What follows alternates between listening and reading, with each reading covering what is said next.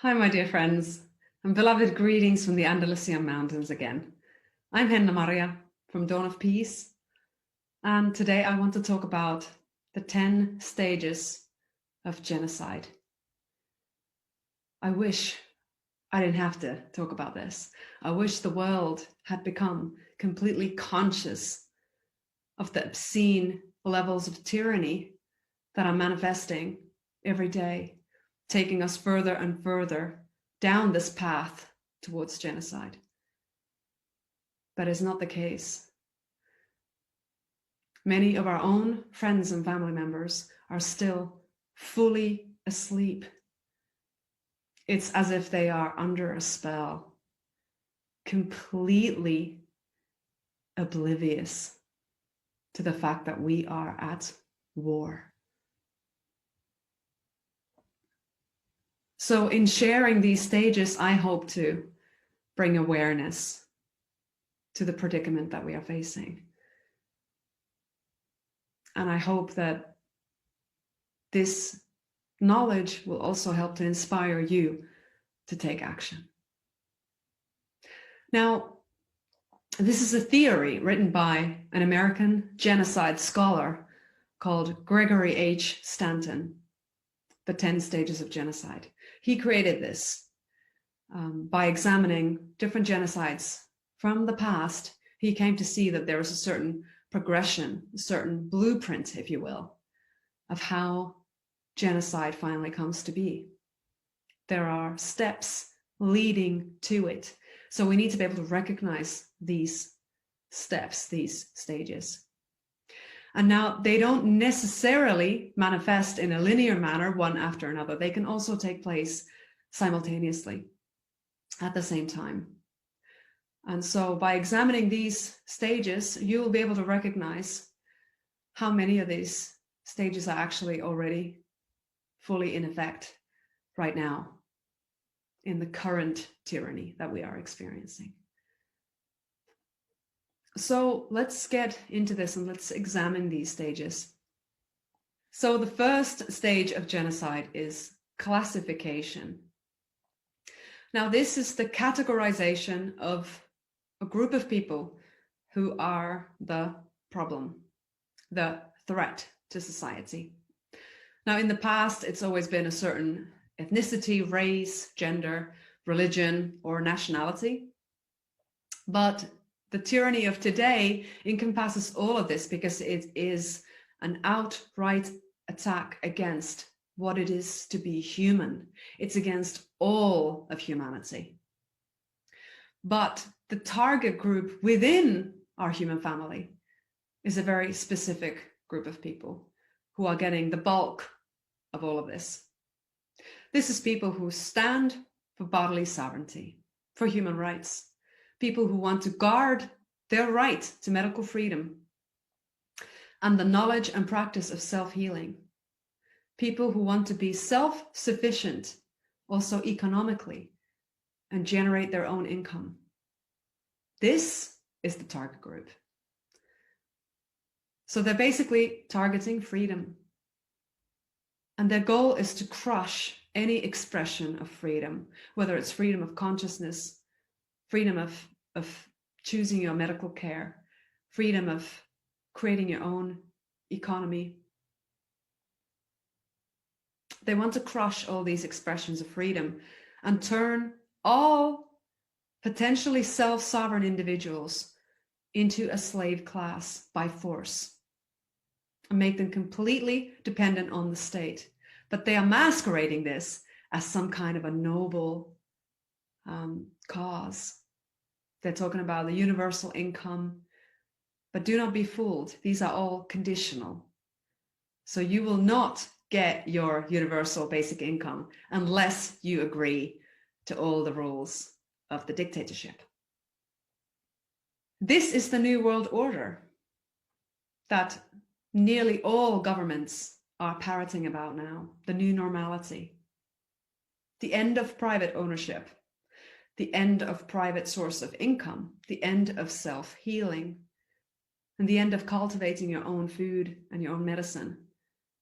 Everything will become state-governed, monitored, and owned, including your body and mind. That's the predicament. That is perhaps even worse than the actual genocide, which is being used as a tool to propel us into that dystopian scenario. We're looking at permanent, infinite state of enslavement as the new normality. The second stage of genocide is symbolization. This is when the targeted group is made to stand out from the rest and be an object of visible differentiation. In the COVID cult, this is done through reverse psychology. So the people that are safe and good citizens, model citizens of the New World Order, they cover their faces. But the bad and the dangerous and the selfish, psychopathic people, the enemies of the state, the enemies to national health, are the ones that stand out from the masses. The people who do not wear the mask. This is how they are symbolically isolating and marking the target group. It's very clever how they're doing it. By putting the mask on, you are voluntarily accepting their tyranny. By refusing to wear the mask, you are voluntarily accepting to become visibly a target. The third stage of genocide is discrimination. This is when the dominant establishment uses mandates, laws, customs, norms, and their political power to deny the rights of the target group. Now, pay very close attention.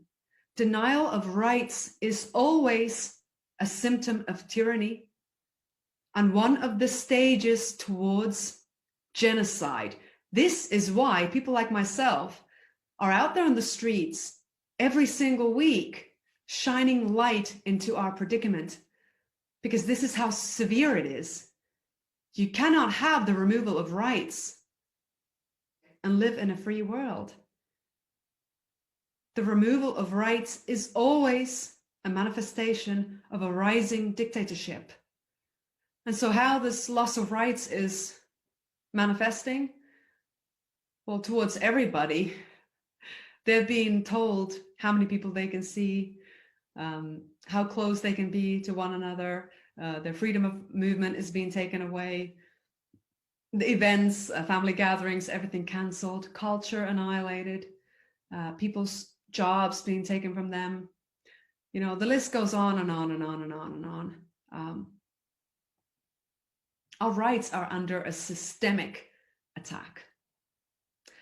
And the mask is a key piece in this attack. Without a mask, you cannot enter a shop, a town hall, a bus, a plane, a park.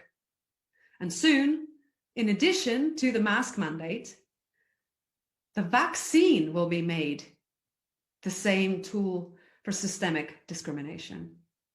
One cannot participate in society or travel without it. This is the agenda, okay? We can still turn this around if we come to see reality for what it is and take action. But if we do not, this will happen, guaranteed. Guaranteed. It's up to us right now. Okay? This is not a science fiction film. This is our reality. This is the future of humanity. I can't stress it enough how important it is for us to stop deceiving ourselves and believing in fantasies. Okay? The virus is not just going to suddenly evaporate and everything's going to go back to normal. No. They're going to play this psychological operation over and over and over again with more and more vaccines, more and more lockdowns, new pandemics. You know, we're dealing with psychopaths. If we give them a finger, they will take the whole arm. The fourth stage of genocide is dehumanization. the diminishing humanity of the discriminated group is expressed through constant propaganda. This is where systemic name-calling comes in. Right now, you know who are the targeted individuals as they are being robbed of their humanity and reduced to offensive adjectives. Extreme right, conspiracy theorist, anti-vaxxer. All these are labels to dehumanize somebody. And there are already parallels being drawn to terrorism. You know, people are being called fanatic or lunatics, selfish psychopaths, and disease-spreading, dirty, unhygienic people. And this is being done by the ruling class, by the establishment, by the media, and by the citizens. Everybody agrees these are the threat to their safety, to their lives. You know, nobody even shrugs when a politician publicly suggests that anti-vaxxers should be moved out of society. Or when World Health Organization has declared that anti-vaxxers are among the top 10 risks in the world. Everyone has come to accept that. And now this is how you know that discrimination and dehumanization has reached a systemic level, because it's become totally accepted and adopted by the popular culture. People don't even recognize its discrimination. That's how deeply seated it has become. Everyone is tossing those words around. Conspiracy theorist, anti-vaxxer. Everybody. The fifth stage of genocide is organization.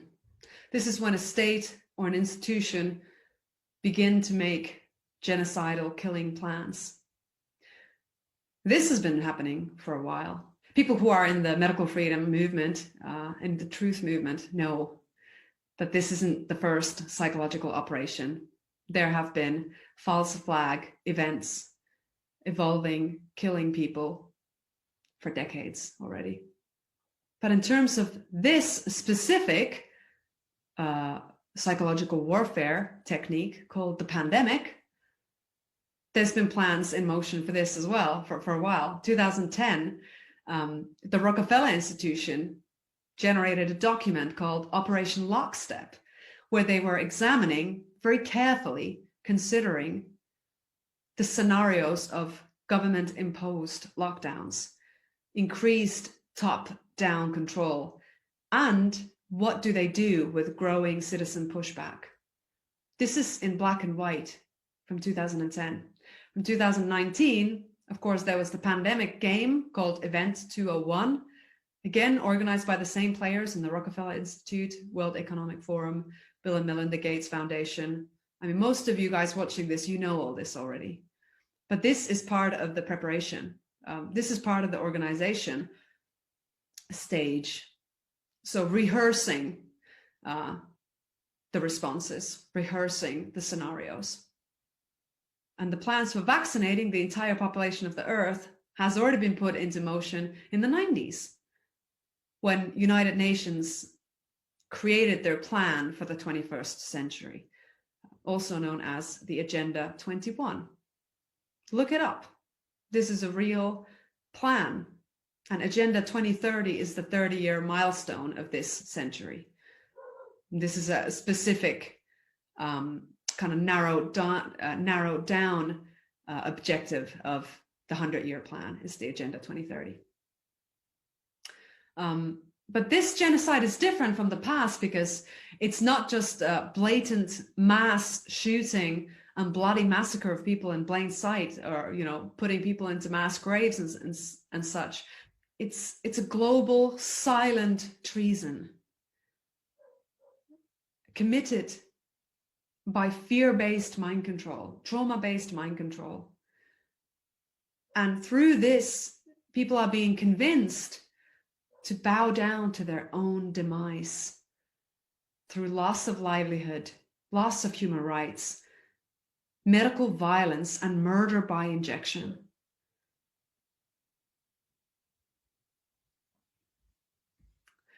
The sixth stage of genocide is polarization. This is the deliberate fueling of the fire between the masses and the discriminated minority.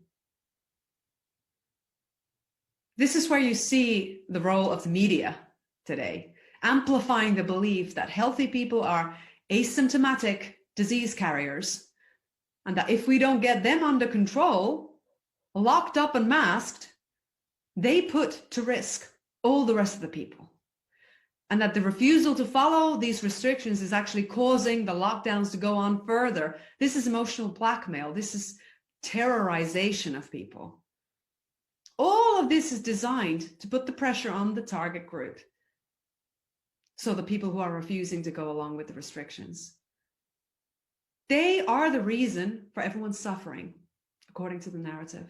They are the guilty ones. They are the threat to national security and national health, and they have to be controlled or even gotten rid of.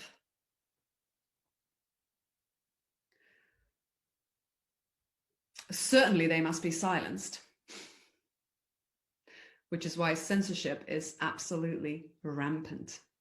I mean, George Orwell must be turning in his grave, because it's just absolutely unbelievable, the levels of censorship, fact checkers, and so on. The seventh stage of genocide is preparation. This is where the discriminated individuals are identified and separated, and there is often deportation and isolation taking place.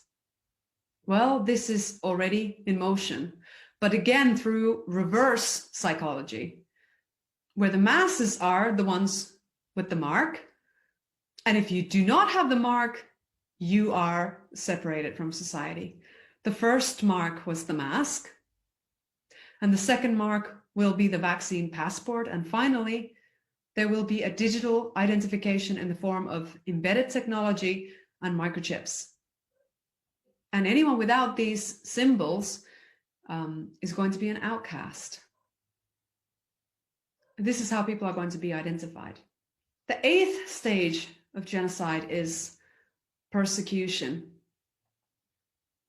where the identified group will face their isolation in practice, and even their property may be seized, and they may be forced to wear identifying symbols. So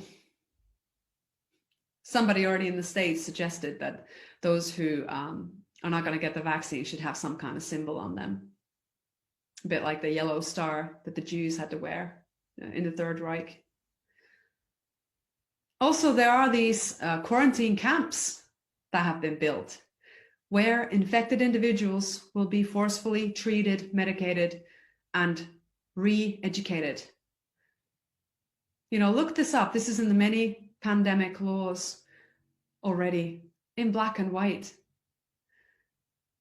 where police has the right to enter people's homes and forcefully remove an infected individual and place them in these quarantine facilities. But as we know, anyone who's done their proper research knows that the PCR test is an absolute fraud. It cannot prove that anyone is sick or contagious, and it's constantly generating false positives up to 100% because it's measuring genetic material. So you're getting positive results from Coca-Cola and the papaya fruit and a goat. And first of all, the virus hasn't even been purified and isolated. So what are you measuring? So this PCR test is an absolute fraud. And this is being used as one of the keys to this tyranny.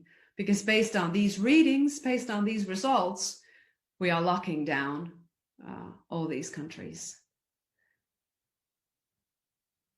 And in the UK Public Health Act, there is even a part highlighted that the property of the infected individual can be destroyed to help stop the spread. stop the spread of freedom, stop the spread of free thinking and free speech. This is not to control a virus. This is to control humanity. The 9th stage of genocide is extermination. This is where the massacres begin, but they're not called massacres. They're called extermination because the victims are not considered fully human. Remember, they're called conspiracy theorists, anti-vaxxers, right-wing Trump supporters, QAnon cult members, so on and so forth.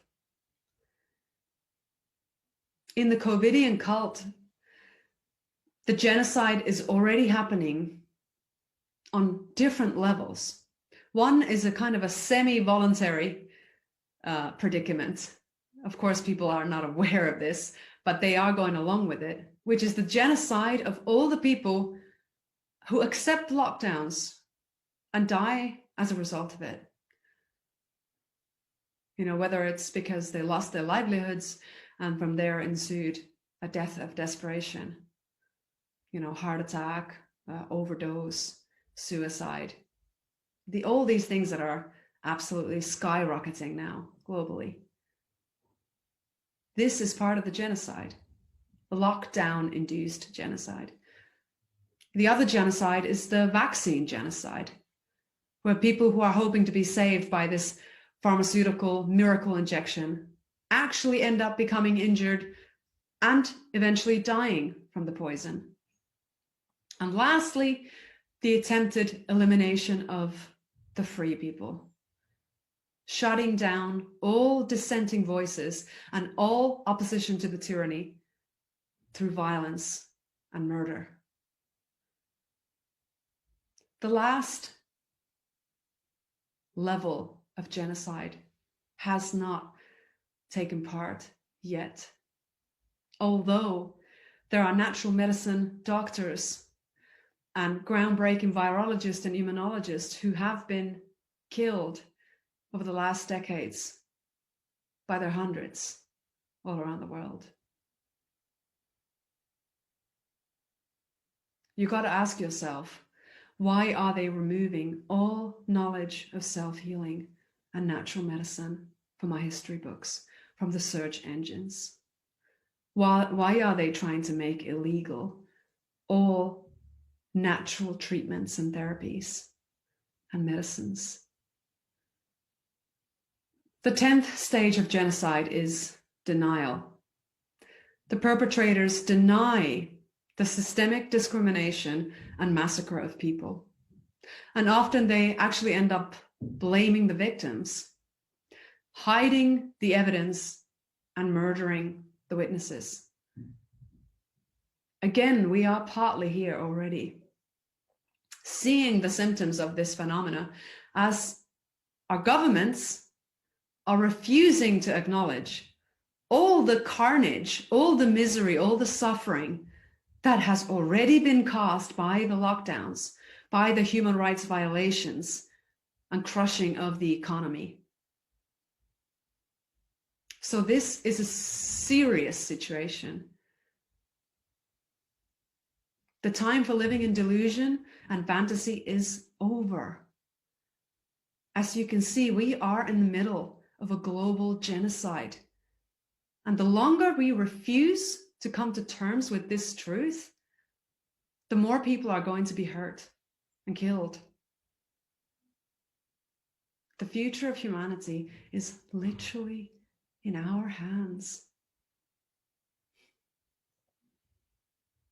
You know, there are talks of lists being made of all the perpetrators of this monstrosity, so that all the individuals who are complicit can be held accountable eventually. So we're talking doctors who can see that the ventilators and the toxic antivirals are actually killing people, but are going along with this inhumane hospital policy anyway. You know, the nurses who administer this poison injection without having done their actual personal research on the ingredients and the known risks, who are refusing to listen to the advocates who are warning them about the potential harm and sterilization and death that these vaccines can cause. All the hospital workers that are witnessing day in and day out how empty their testing centers and their hospitals are, and continuing perpetrating the lie that there is a pandemic. Teachers who are witnessing the growing anxiety and social isolation of their students, but continue to reinforce the psychologically damaging worldview that the mere breath can kill people. That touch can kill someone.